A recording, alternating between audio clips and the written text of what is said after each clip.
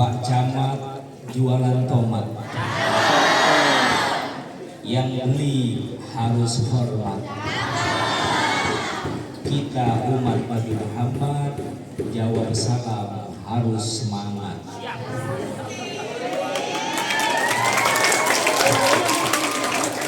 Assalamualaikum warahmatullahi wabarakatuh.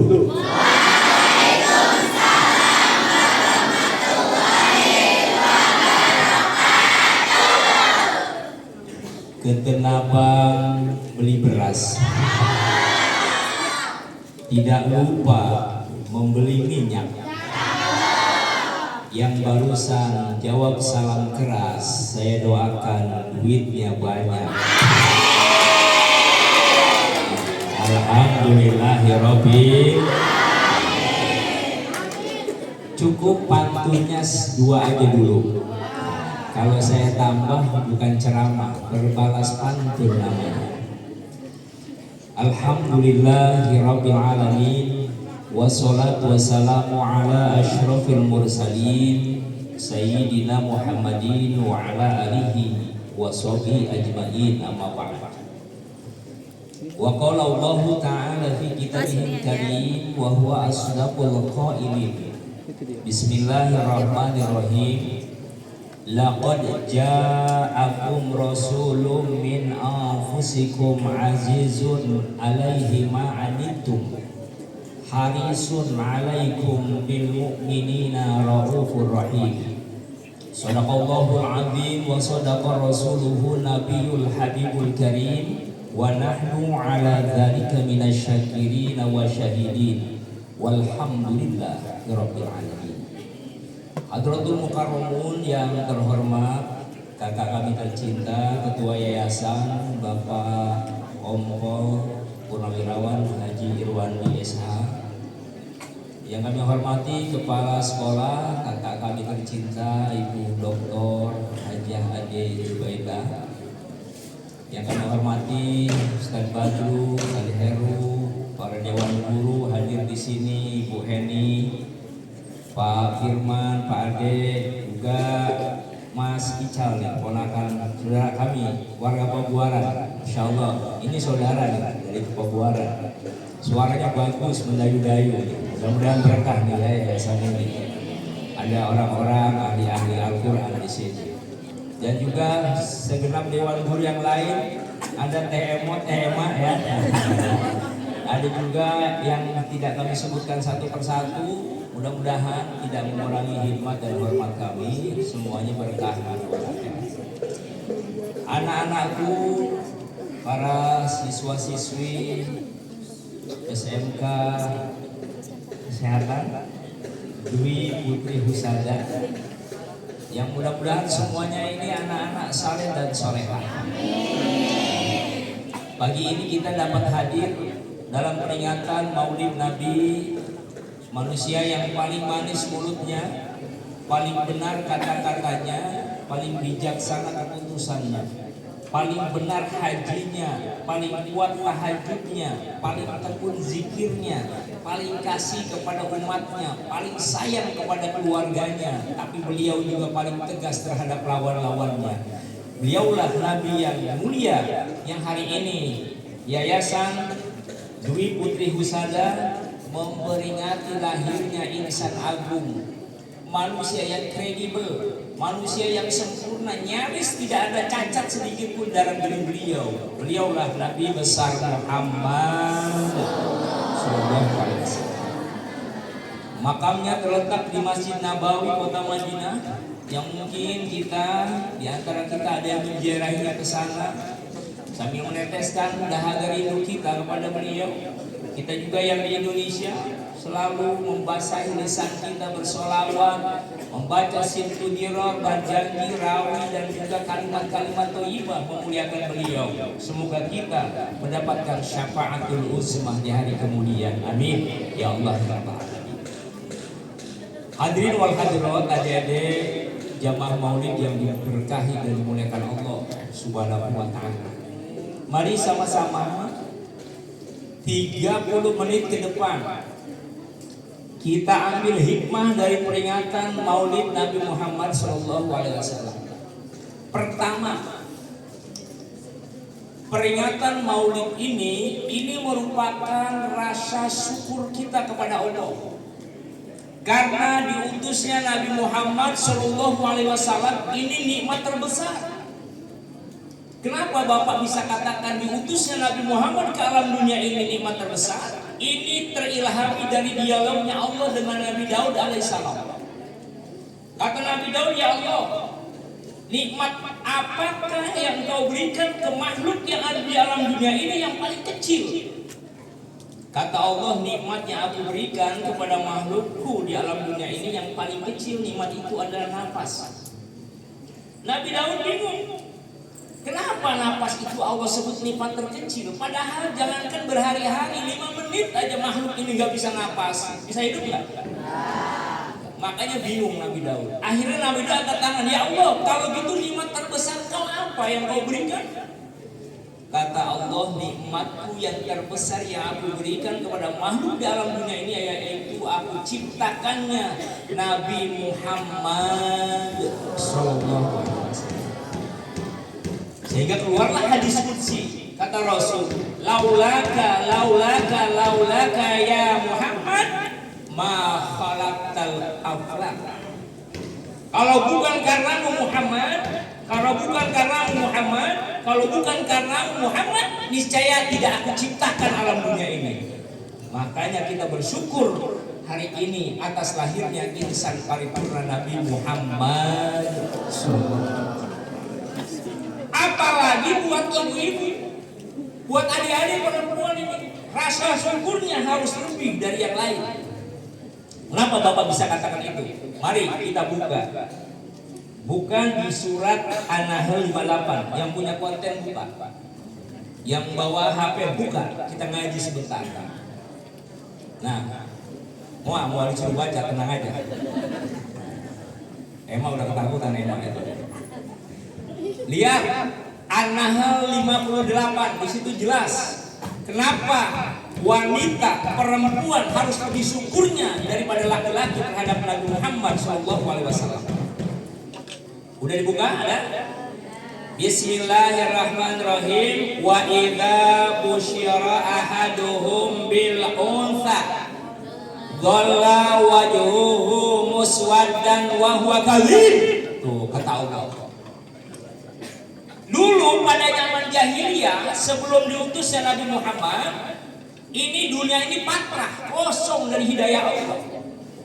Yang berlaku waktu itu adalah zaman jahiliyah, kebodohan. Salah satunya zaman kebodohan itu adalah setiap ada seorang ibu yang tengah mengandung kandungannya usia tua, lalu dia bertanya kepada Maparaji. Maparaji itu tahu?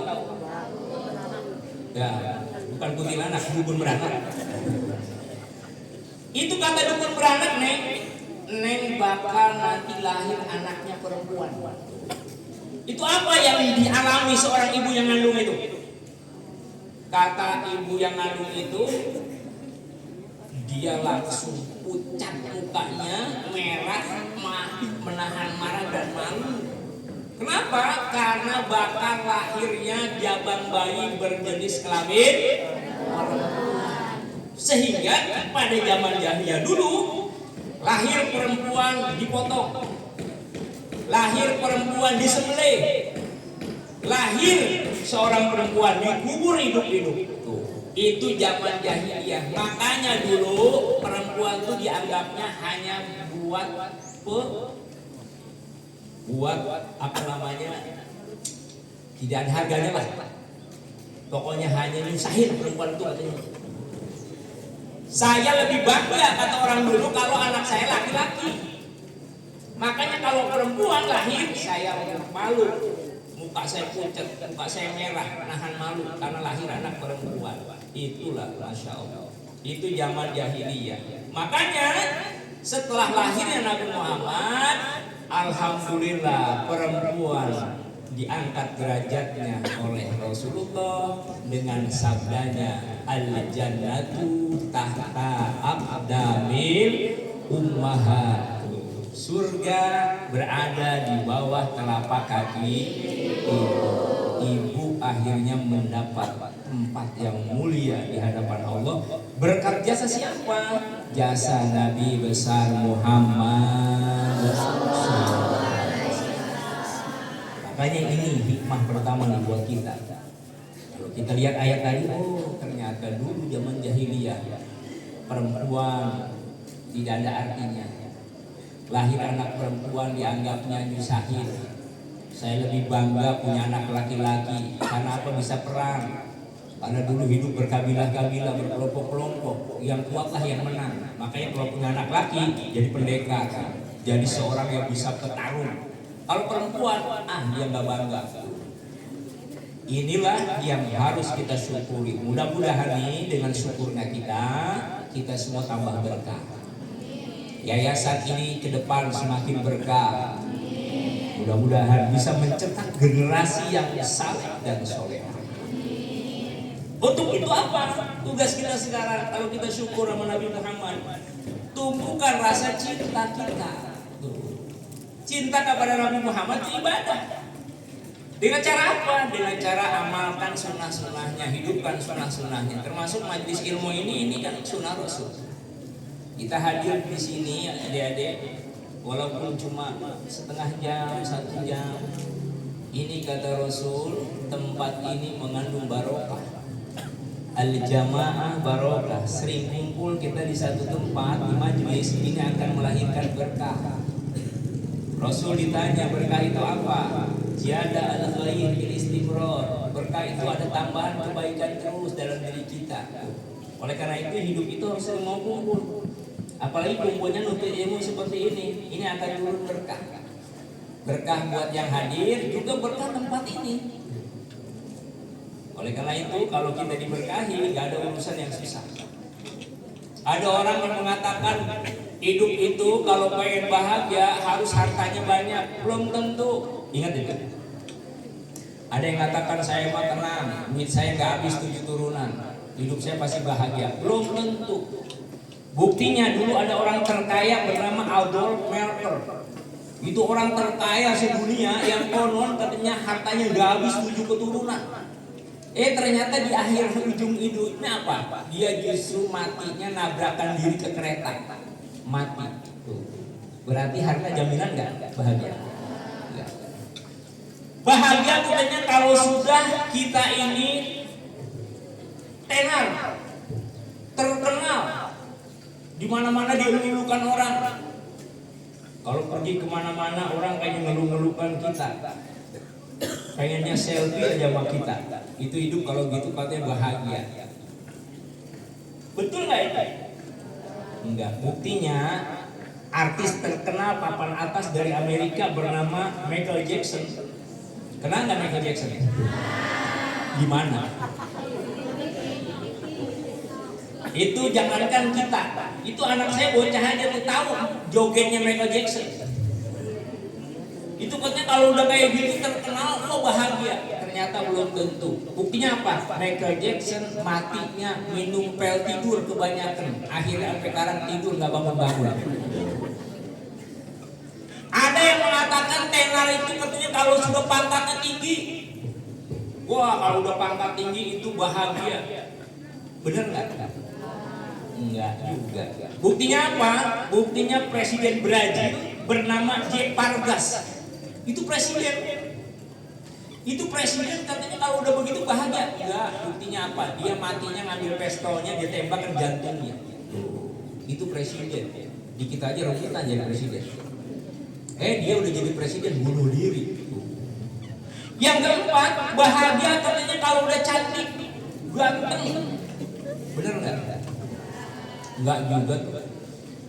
Justru dulu kita dengar ada artis papan atas yang dulu katanya cantiknya udah keturunan. Tahu nggak? Dengar nggak? Legenda dulu ada artis cantik molek rupawan yang katanya dia punya alis-alisnya hitam legam percis kayak anai berdiri. Dia punya jidat-jidatnya katanya lebar kayak lapangan bola.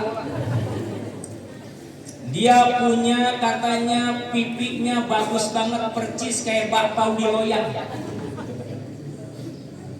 Kemudian dia punya hidungnya bangir, percis kayak hidung India. Dia katanya punya bibirnya indah, percis kayak apa? Percis kayak bibir merah pecah delima. Masya Allah. Itu bibir merah pecah delima. Bibir siapa yang begitu? Di sini ada nggak yang begitu? Ada yang nyeletuk? Ada Pak Ustadz. Iya, saya lihat di sini pecah doang. Bibir merah pecah delima. Siapa dia namanya? Namanya Marilyn Monroe. Oh, itu Pak artis papan atas dulu tuh. Cantik di tulungan. Dia punya bibir merah pecah delima. Yang paling indah katanya dia punya dagu percis kayak sarang tawon. Apakah kalau udah begitu itu hidup bahagia enggak? Enggak. Ternyata bahagia bukan karena itu. Buktinya apa? Marilyn Monroe itu meninggalnya di satu pulau. Dia overdosis, minum pil kebanyakan, akhirnya COVID. Karena hidupnya nggak tenang. Sampai Jaja Miharja ada lagunya itu, Marilyn Monroe juga cantik, katanya juga. Itu saking cantiknya itu dulu. Ternyata bahagia bukan karena itu. Adik-adik semua ingat, bahagia ternyata karena hidup kita. Apa kata Rasul? Hidup ini diberkahi Allah Subhanahu wa ta'ala. Kalau hidup diberkahi kata Allah, Dia akan aku tambahkan kebaikan. Tuh. Kumpul di sini berkah. Pulang dari sini karena berkah, urusan apapun yang sulit insya Allah mudah. Urusan ngejelimot diukur sama ukuran dompet nggak kecandak nih kayaknya, tapi kok bisa? Itu kan gitu orang tua kita kan anak-anak lagi gak punya duit urusan banyak, tapi kok bisa? Itu berarti hidup orang tua kita diberkahi Allah Subhanahu. Makanya abaikan yang tadi ini sehingga kita tidak mati-matian mengejar yang tadi ini. Kejarlah hidup ini karena kita dapat barokah Allah Subhanahu wa ta'ala. Untuk itu tumbuhkan rasa cinta. Cinta kepada siapa? Kepada Allah dan kepada Nabi Muhammad SAW. Cinta kepada Rasul, hidupkan sunnahnya. Kayak gini hadir di majelis ilmu. Kata Rasul, siapa yang sering hadir di majelis ilmu, satu, dia akan memperbanyak saksi nanti di akhirat. Nih. Yang kedua, orang yang sering hadir di majelis ilmu, dia akan dapat katanya perlindungan malaikat Allah. Innal malaikata tad'u ajnihataha idharibil ilmi ridho'an bima yaktub.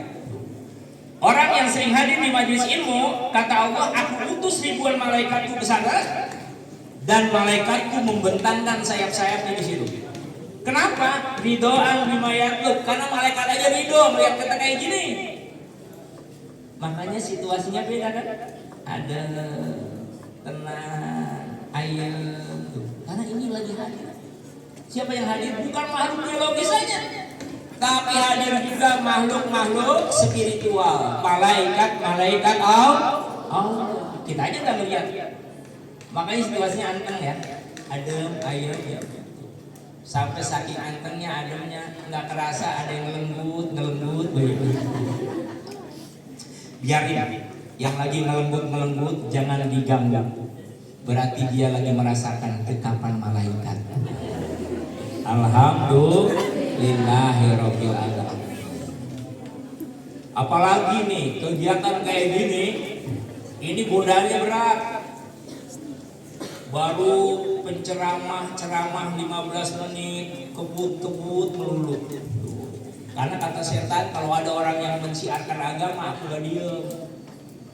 Aku ganggu dia dengan 3 senjata aku. Tuh, ini ketika Nabi Musa ketemu setan ngomong, wahai setan, kata Nabi Musa, senjatamu apa mengganggu orang yang siar agama? Aku punya senjata 3. Apa-apa? Pertama senjataku pasir. Yang kedua senjataku kipas.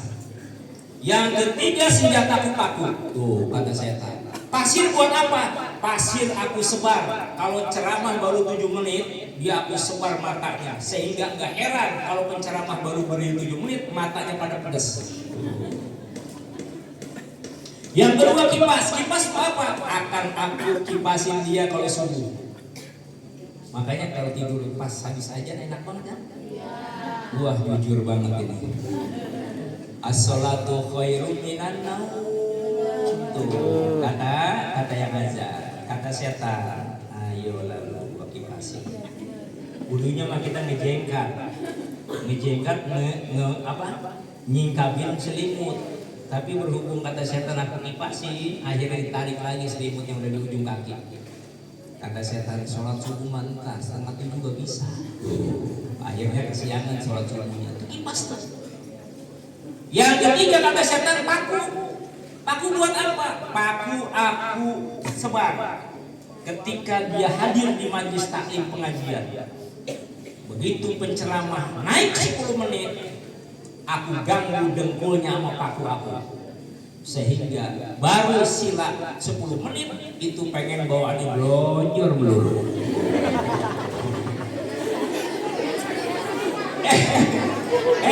Yang blonjor jangan diganggu, biarin jadi rombak. Ya, apalagi usaha kayak kita Pak Ir ya. Wah, itu udah pasti gangguan setannya banyak gitu. Itu kata setan aku ganggu dia. Udah tidak. Akhirnya berbisik itu di hatinya. Ceramah lama banget. Mudah-mudahan di sini nggak begitu ya. Sini mah orang-orang saleh dan solehah. Amin ya Allah ya Rabbal. Sampai di mana tadi? Sampai paku ya. Cinta kepada Rasul bukan kita doang. Cinta kepada Rasul juga harus kita tumbuhkan sama anak istri kita nanti. Tuh, adik-adik bakal calon jadi istri solehah. Adik-adik bakal jadi suami soleh. Tumbuhkan cinta Rasul dengan 3 hal. Ingat di pelajaran yang pagi ini. Kata Rasul, adibu auladakum ala thalathi hisalin. Didik anakmu 3 perkara. Pertama, hubbin nabiikum, ajarkan anakmu cinta Nabi. Wa ahli baiti, tahu silsilah Nabi. Wa qiraatil Quran, ajarkan anakmu baca tulis Al-Quran. Kalau 3 ini diajarkan sama anak-anak kita, apa kata Rasul?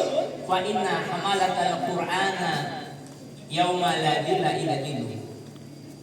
Orang yang ngajarin ini kepada anaknya 3 hal, nanti orang tuanya dari kiamat dapat perlindungan Allah, dapat naungan Allah, dapat payung Allah, di mana nggak ada payung selain payungnya Allah Subhanahu wa Ta'ala. Ini pahalanya nih.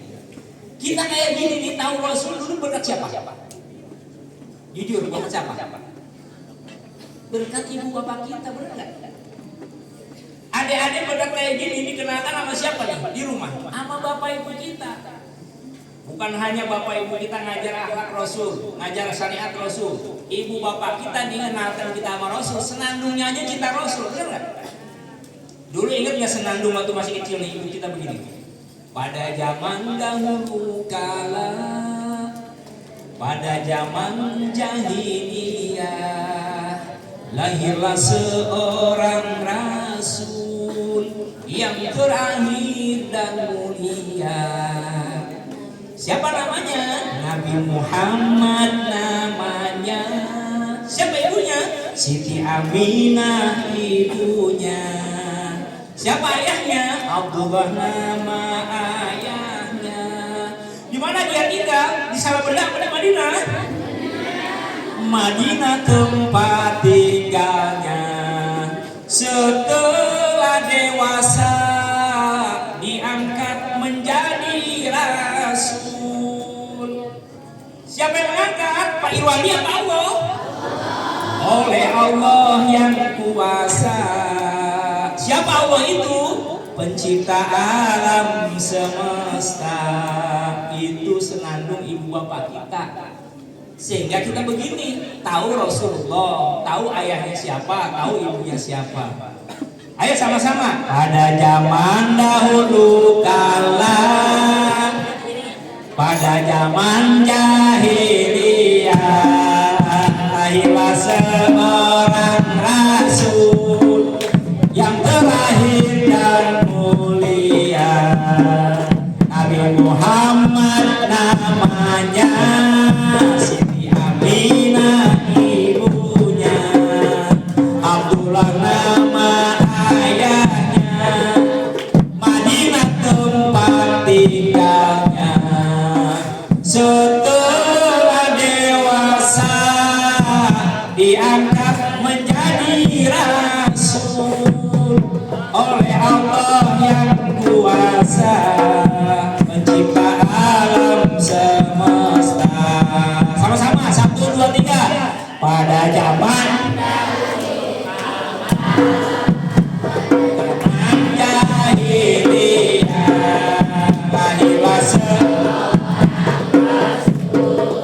yang terakhir dan mulia, Nabi Muhammad namanya, Siti Aminah ibunya, Abdullah nama ayahnya, Madinah tempat tinggalnya. Setelah dewasa diangkat menjadi rasul oleh Allah yang kuasa, mencipta alam semesta. Apa semua? Pinter anak-anakku semua. Pokoknya ceramah di sini berasa ngajar anak TK. Itu ilmu yang dianggap remeh tuh. Dulu bapak ibu kita biar begitu, ini ngebekas di hati kita. Ya. Coba kalau anak-anak zaman sekarang nggak kita ajari senandung begitu, nggak kenal Rasul, nggak tahu alat Rasul, celaka kita. Sekolah dia bukan yang dibawa buku, bukan yang dibawa Quran, bukan yang dibawa pulpen, tapi dalam tasnya apa yang dibawa? Gear motor rantoketer. Dia bawa pisau lepit. Buat apa? Buat tawuran. Masya Allah. Itu kalau nggak kenal Nabi Muhammad SAW, rugi kita. Kalau nggak kenal Nabi Muhammad, senandungnya juga beda. Anak-anak sekarang tahu, baru usianya 17 tahun, tingkat-tingkat SMP atau SMA gitu, dia senandungnya mau tidur begini. Selamat tidur kekasih gelapku. Coba, karena nggak tahu senandung Rasul. Dia punya HP, dering HP-nya apa? Teman tapi mesra. Pokoknya rugi kalau anak kita nggak kenal Nabi Muhammad Sallallahu Alaihi Wasallam, nggak cinta sama Rasul, pasti begitu kelakuannya. Yang kedua harus tahu silsilahnya, tahu silsilah Rasul, tahu nasab Rasul. Saya tanya, berapa anak Rasulullah? 7. Laki-laki berapa? Perempuan berapa? Mari kita senandungkan lagi. 1, 2, 3. Anak-anak Nabi ada 7 orang, 3 laki-laki, 4 perempuan. Pertama Qasim, Abdullah, Ibrahim, Zainab, Ruqayyah, Umi Kalsum, Fatimah. Ibunya bernama Siti Aminah, ayahnya bernama Abdullah, adiknya bernama Abdul Muthalib, pamannya bernama Abu Thalib. Itu belajarin dari sekarang. Ntar punya anak ajarin Rasulullah. Ntar kalau emak bapaknya nanya, Neng, lu habis mulut ya? Di malah diberi husada. Iya. Lu dapat apa, Neng? Langsung, anak-anak Nabi ada 7 orang, 3 laki-laki, 4 perempuan. Pertama Abdullah, Ibrahim, Zainab, Ruqayyah, Umi Kalsum, Fatimah.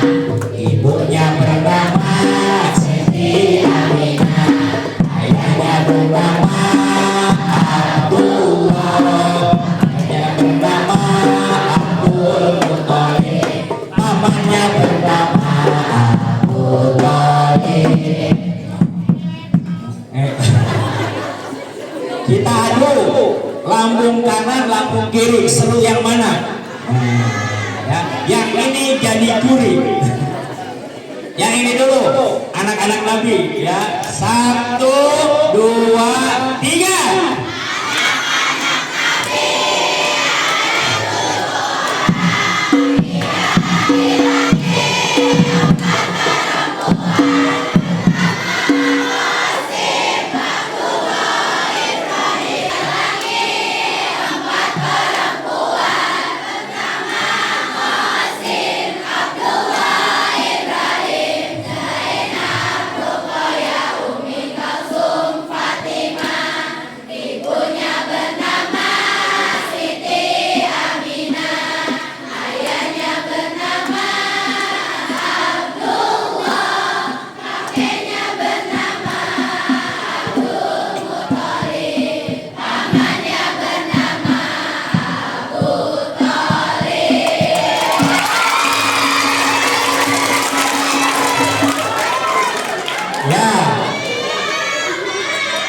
Kira-kira mana yang lebih kompak?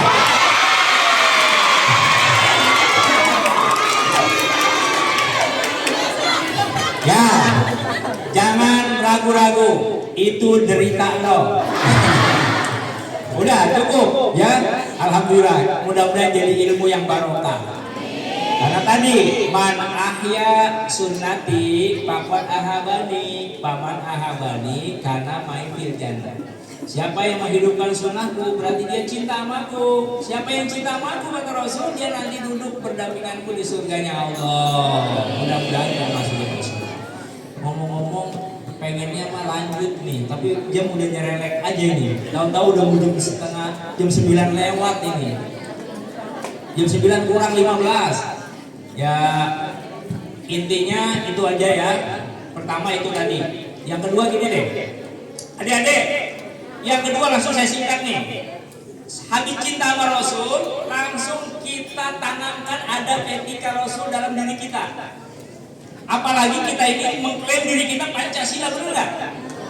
Itu ada ajarannya di 5 sila itu apa? Kemanusiaan yang adil dan beradab. Itu akhlak Rasul tuh. Kalau akhlak Rasulullah kita pegang teguh, kita jadikan pedoman, kita jadikan sebagai rel kita dalam bertindak, insya Allah kita jadi mulia. Negara saja nih, kalau penduduknya masyarakat yang nggak beradab, akan hancur negara ini, yakinlah itu. Coba kita lihat dari makolahnya yang namanya Shawki Bek. Beliau ulama Mesir yang lahir, yang meninggal di tahun 1932. Beliau punya makalah begini. Innamal umamul akhlaqu ma bukiyat wa inhumu zahabat akhlaquhum zahabu. Kata Shawki, kalau negara itu masih pegang teguh akhlak, maka negara itu akan tetap. Tapi kalau bangsa dan negara itu akhlaknya sudah bobrok, akhlaknya hilang, etikanya hancur, Nabi Muhammad akhlaknya sudah dipedomani oleh kita, maka bangsa itu akan lenyap. Na'udzubillah. Mudah-mudahan nih dengan berakhlaknya kita semua, insya Allah negara kita NKRI yang kita berada di dalamnya menjadi kekal adanya. Mudah-mudahan aman, damai, makmur, sejahtera. Berkat kitanya semua mengidolakan, mensuri tauladani akhlak Nabi besar Muhammad. Kayaknya ngegobios juga nih ceramah begini. Ente gak ngeliat aja gak mau basah banget ini. Pantas saya lihat kekebut mulu tadi. Ya, tapi insya Allah keringat ini akan jadi berkah. Karena keringat ini kita gunakan untuk apa? Untuk membuktikan rasa syukur kita kepada Allah dengan cintanya kita pada Nabi Muhammad SAW.